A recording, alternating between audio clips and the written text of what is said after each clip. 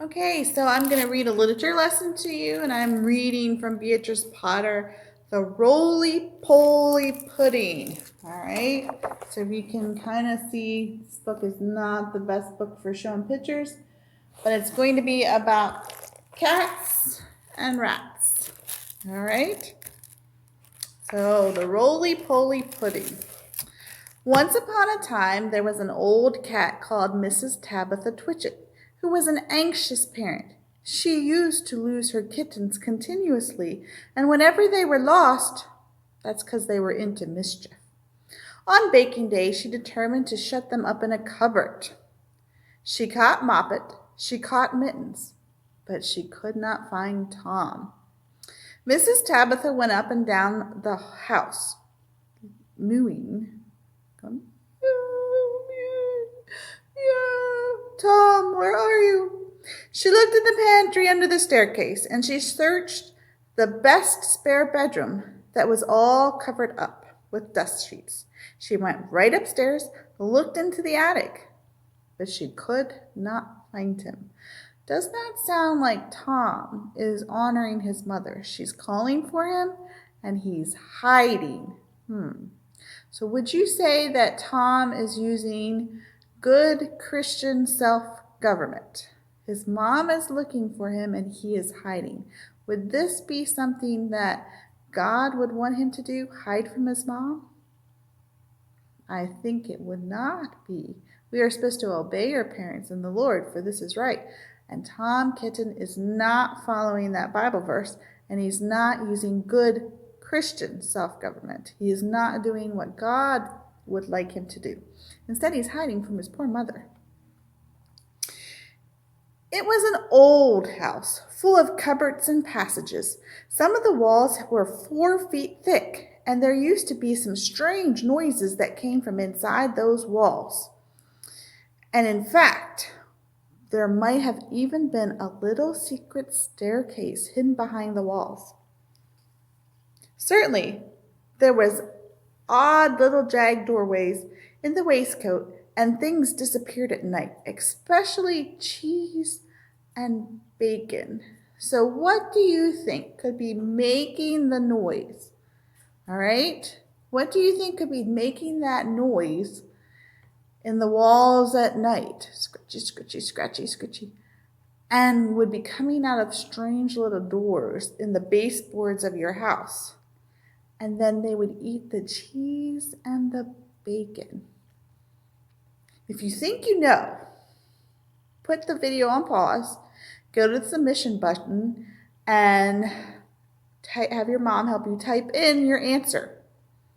Okay, I'm going to tell you at the end of the story, so you need to type it in before you finish. Otherwise, you know the answer.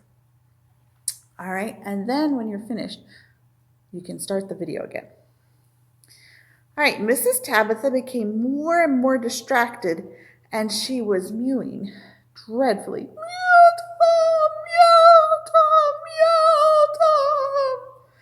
While their mother was searching the house, Moppet and Mittens had gotten into mischief. So they had gotten out of the room she had locked them in, and now they were into mischief. They were also not having good Christian self-government, because good Christian self-government means that you listen and obey even when your teacher or your mom and dad can't see you listening and obeying. And they thought their mom was busy doing something else, so they were not listening and obeying because she couldn't see them. Not a good use of Christian self-government. The cupboard door was not locked, so they simply pushed it open and came out. They went straight to the dough that their mom had set to rise in a pan before the fire. So she had put bread dough in a pan, and instead of leaving it alone, nope, they were pulling at it, making a mess. They patted it with their little soft paws. "Shall we make dear little muffins?" said Mittens to Moppet. But just at that moment, somebody knocked at the front door, and Moppet jumped into the flour barrel in fright. Okay, and I do have that picture. You can see, I'll put it pretty close, you can see the tail sticking out of the barrel. So that's Moppet. She jumped into the barrel in fright. Sometimes when you're doing something and you don't think your mom knows what you're doing, and so you're trying to be secret about it, and then you hear her or your dad coming in the door, and that's kind of what happened, but she fell into the flour barrel in fright. Mittens ran away to the dairy and hid in an empty jar on the stone shelf where the milk pans stood. So, if they had been having good Christian self-government, they would not have been doing something wrong, and they wouldn't have had to hide. So, sin makes you sometimes need to do other things to cover up the first sin that you did. So you do one bad thing, and to try and hide it, then you do two bad things. All right? So sin will always make you do more than you expected to do. The visitor was a neighbor, Mrs. Ribby. She had called to borrow some yeast. Now, yeast, you need to put that into your bread dough, and it makes your bread dough get bigger. If you don't put yeast in your bread dough, then you just have little tiny bread instead of a big loaf of bread. Mrs. Tabitha came downstairs, mewing dreadfully. Come in, Ribby, come in and sit down. I'm in such sad trouble, Cousin Ribby, said Tabitha, shedding tears. I've lost my son Thomas. I'm afraid the rats have got him. She wiped her eyes with her apron. Oh, Cousin Tabitha, he's a bad kitten. So, remember our Bible verse? Even a child is known by his deeds. So, Mrs. Ribby knew Tom Kitten by what he did. And she knew he was probably into some kind of mischief because Tom Kitten was not well behaved. She said he was a bad kitten. He made a cat's cradle of my best bonnet last week when I came to tea. Where have you looked for him? All over the house. The rats, there's too many for me. What a thing to have a family that does not listen. Oh, poor Mrs. Tabitha Twitchit. She was so tired because she didn't have children that listened. Oh dear. I'm afraid of rats. I will help you to find him and whip him in shape. What is all that soot in the fender? The chimney wants sweeping. Oh, dear me, Cousin Ribby. Now Moppet and Mittens are gone. They both got out of the cupboard I placed them in. Ribby and Tabitha set to work to search the house thoroughly again. They poked under the beds with Ribby's umbrella. They rummaged in the cupboards. They even fetched a cradle and looked inside a clothes chest in one of the attics. They could not find anything, but once they heard a door bang and somebody scuttered downstairs. Yes, oh yes, the place is infested with rats, said Tabitha tearfully. I caught 7 young ones out one hole in the back of the kitchen, and we had them for dinner last Saturday. And once I saw the old father rat. He was an enormous old rat, Cousin Ribby. I was just going to jump upon him when he showed his yellow teeth at me and whisked down the hole. The rats get on my nerves, Cousin Ribby, said Tabitha. Ribby and Tabitha searched and searched. They both heard a curious roly-poly noise under the attic floor, but they could not see anything. They returned to the kitchen. Here's one of your kittens, said Ribby, dragging Moppet out of the flour barrel. So they found Moppet. They shook the flour off of her and set her down on the kitchen floor. She seemed to be in a terrible fright. Oh, mother, said Moppet, there's been an old rat woman in the kitchen, and she's stolen some of the dough. The 2 cats ran to look at the dough pan. Sure enough, there were marks of little scratching fingers, and a lump of dough was missing. Which way did she go, Moppet? But Moppet had been much too frightened to peep out of the barrel again.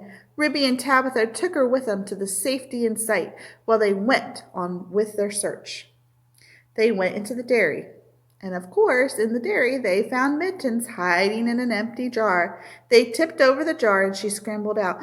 "Oh, mother, mother," said Mittens. "Oh, mother, mother, there was this old man rat in the dairy, a dreadful, enormous rat, mother, and he stole a pat of butter and the rolling pin." Ribby and Tabitha looked at one another. A rolling pin and butter. "Oh, my poor Thomas!" exclaimed Tabitha, wringing her paws. "A rolling pin," said Ribby.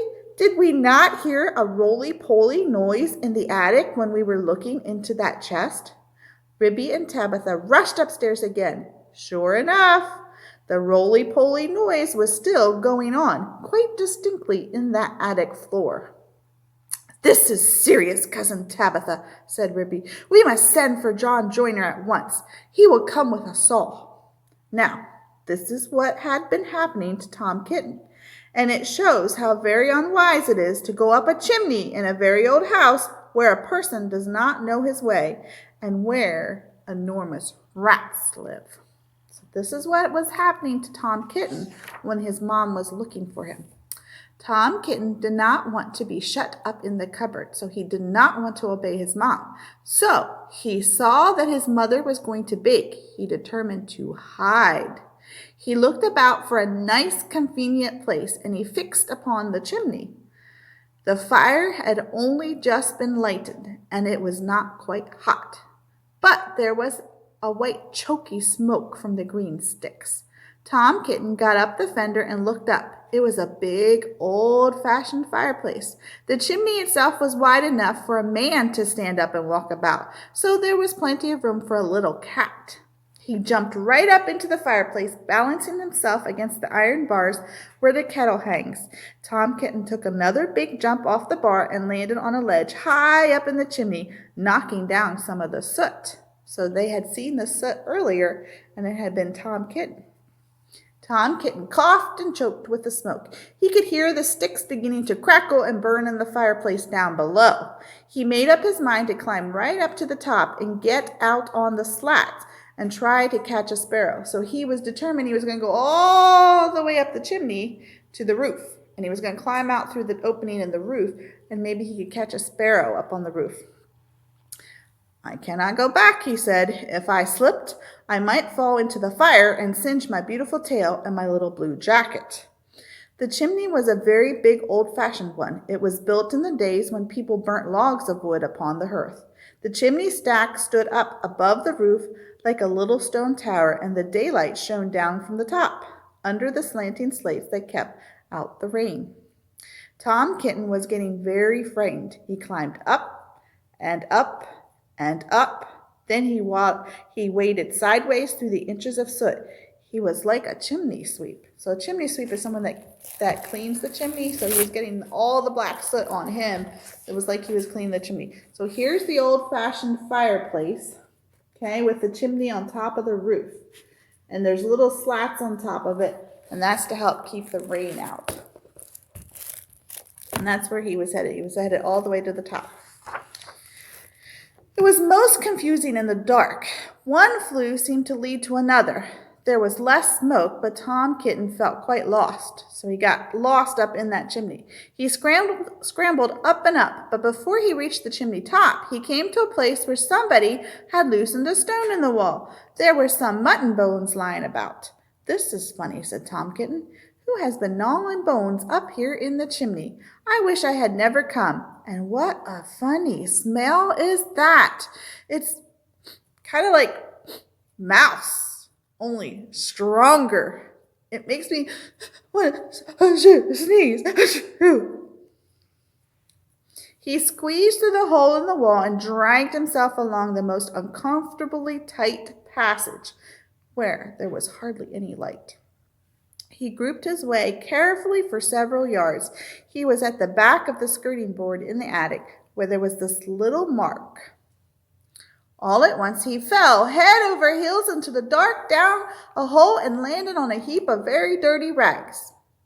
When Tom Kitten picked himself up and looked about, he found himself in a place that he had never seen before, although he had lived in this house his whole life. It was a very small, stuffy, fusty room with boards and rafters and cobwebs and plaster.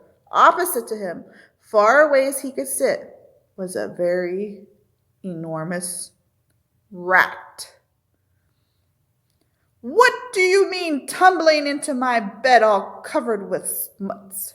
said the rat, chattering his teeth. "Please, sir, the chimney wants sweeping," said poor Tom Kitten. "Anna Maria! Anna Maria!" squeaked the rat. "There's a pattering noise and an old woman rat poked her head around the rafter." All in a minute she rushed upon Tom Kitten, and before he knew what was happening, his coat was pulled off and he was rolled up into a bundle and tied with string in very hard knots. Anna Maria did the tying. The old rat watched her and took snuff. When she had finished, they both sat staring at him with their mouths open. "Anna Maria," said the old man rat, whose name was Samuel Whiskers, "Anna Maria, make me a kitten, dumpling, roly-poly pudding for my dinner." Uh-oh, he wanted to eat the cat for his dinner. Normally cats eat mice, but now the rats have the cat. "Oh, that requires dough and a pat of butter, and I'll need a rolling pin," said Anna Maria, considering Tom Kitten was her head on a side. "No," said Samuel Whiskers, "make it properly, Anna Maria, with breadcrumbs." "Nonsense! Butter and dough," said Anna Maria. The two rats consulted together for a few minutes and then went away. Samuel Whiskers got through a hole in the wainscot and went boldly down the front staircase to the dairy to get the butter. He did not meet anybody because he had already made Mittens afraid, and she had jumped into the bottle. He made a second journey for the rolling pin. He pushed it in front of him with his paws like a bruised man trundling a barrel. He could hear Ribby and Tabitha talking, but they were too busy lighting the candle to look into the chest. That they did not see him. So that rolling noise they had heard was the rolling pin rolling across the floor. Anna Maria went down by the skirting board and the window shutter to the kitchen to steal the dough. So she had went into the kitchen to get the dough, and that's when she frightened Moppet, who jumped into the flour barrel. She borrowed a small saucer and scooped up the dough with her paws. She did not see Moppet. While Tom Kitten was left alone under the floor of the attic, he wriggled and tried to mew for help, but his mouth was full of soot and cobwebs, and he was tied up in such a tight knot he could not make anybody hear him, except a spider, who came out of the crack in the ceiling and examined the knots critically from a safe distance. It was a judge of knots because it had a habit of tying up unfortunate bluebottles. It did not offer any assistance to Tom, however. Tom wriggled and squirmed until he got quite exhausted. So remember what I told you? Sometimes sin takes you farther than you ever thought you would go because you did something wrong, and then you do something else to cover that up, and then you get into trouble and there's nobody there to help you. That's why God gave us parents, to help guide us. And so it's very important that we listen to them, and when they're not there, we use good self-government, Christian self-government, so that we do what God wants us to do and we don't get into trouble that we can't get out of. Presently, the rats came back and set to work to make him into a dumpling. So they were going to roll him up into dough and make a dumpling out of him. First, they smeared him with butter. Then they rolled him in the dough. So it was like they took the butter and smeared it all over themselves. And then they put him inside the dough and rolled him up. Will not the string be very indigestible, Anna Maria? Inquired Samuel Whiskers. Anna Maria said she thought that it was of no consequence, but she wished that Tom Kitten would hold his head still as it disarranged the pastry. She laid hold of his ears. Tom Kitten bit and spit and mewed and wriggled, and the rolling pin was roly-poly all over the place. The rats had a hard time getting him to lie still. His tail was sticking out. You did not fetch enough dough, Anna Maria. I fetched as much as I could carry, said Anna Maria. I do not think, said Samuel Whiskers, pausing to take a look at Tom Kitten. I do not think it will be good pudding. It smells like soot. Anna Maria was about to argue the point when all at once there began to be another sound from up above, the rasping noise of a saw and the noise of a little dog scratching and yelping. Ow, ow, ow, ow. So this is Tom Kitten all rolled up in the dough.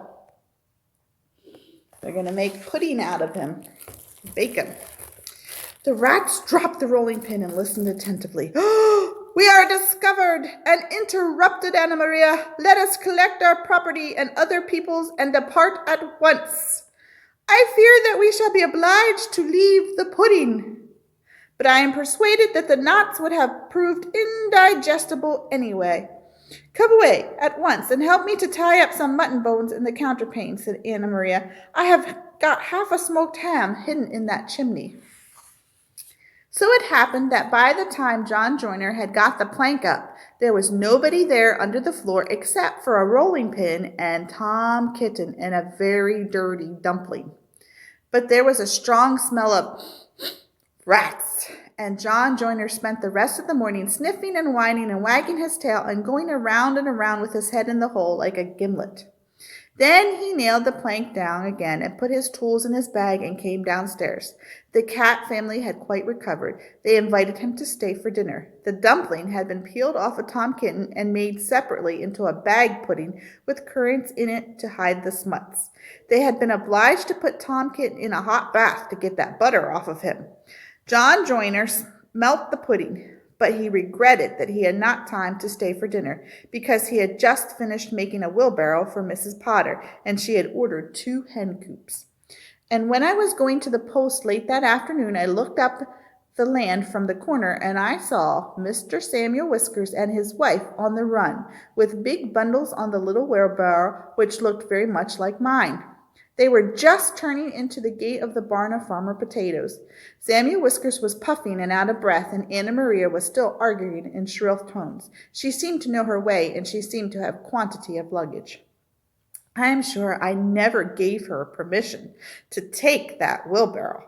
They went into the barn and hauled their parcels with a bit of string to the top of the haymow. After that, there were no more rats in the house of Tabitha Twitchit. All right, so did you get the answer correct? Did you know what was in the walls of the house that would eat cheese and bacon? If you said rats, then you were right.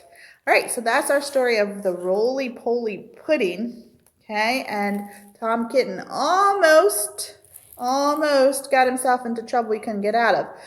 He's blessed that his mom went and found the dog that could get them out of the rats out of their house and chase them away.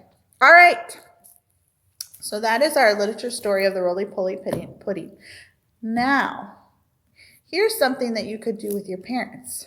I don't know if you have Facebook, but on Facebook, Answers in Genesis, Ken Ham, who's the owner of Answers in Genesis, and he helps run the Ark Encounter and the Creation Museum out in Kentucky. He has been posting little Facebook things that you can watch, and one of them he has been posting is kids cooking. All right, so it has a kids cooking club that he's been going into, and they've been showing him different things that kids could do. And there was this really cool one called bread in a bag.